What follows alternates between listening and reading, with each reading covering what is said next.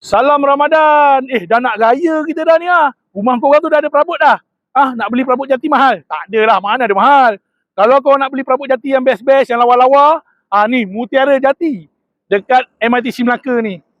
Ada promosi raya tau. Jom ikut aku. Kita pergi tengok, aku tunjukkan korang. Weh, kau tengok perabot-perabot kat dalam ni, semuanya cantik tau, nampak? Nampak? Lawa-lawa ni.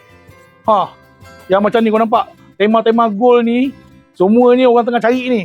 Cantik kan, geng?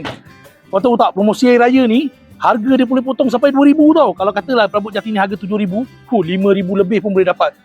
Mana nak cari? Yang sempoi-sempoi macam ni, ataupun yang macam Flintstone punya perabot pun ada. Letak kat ruang tamu ke atau kat depan rumah, memang lawa tau.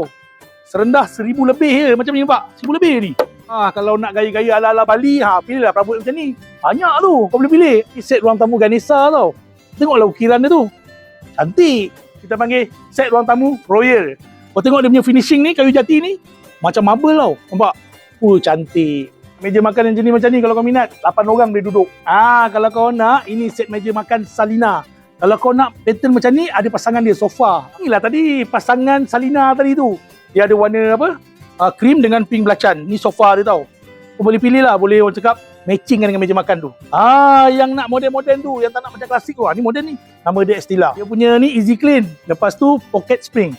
Jadi nak yang moden, kau boleh pilih yang ini. Meja makan yang moden, nama dia Rakoko. Kau tengok dia punya design. Jati ni, jati collab dengan rotan. Cantik tau, nampak macam klasik-klasik gitu. Macam meja makan tadi tu, jati dia collab dengan rotan. Cantik kan? Nampak? Solid. Yang katil dia kau tengok ingat mahal sangat. Harga dia dalam 2,000 je, sekitar macam tu je. Murah-murah jati ni. Tunggu apa lagi, geng? Mutiara Jati dekat MITC ni memang dah buat promosi untuk orang hari raya ni. Apa tunggu lagi? Jomlah. Boleh menang package umrah tau, nampak tu? Package umrah, beli 1,000 je. Ni aku dah beli ni. Tapi bukanlah ni, ada lagi. Nanti dia hantarlah tu. Boleh pergi umrah.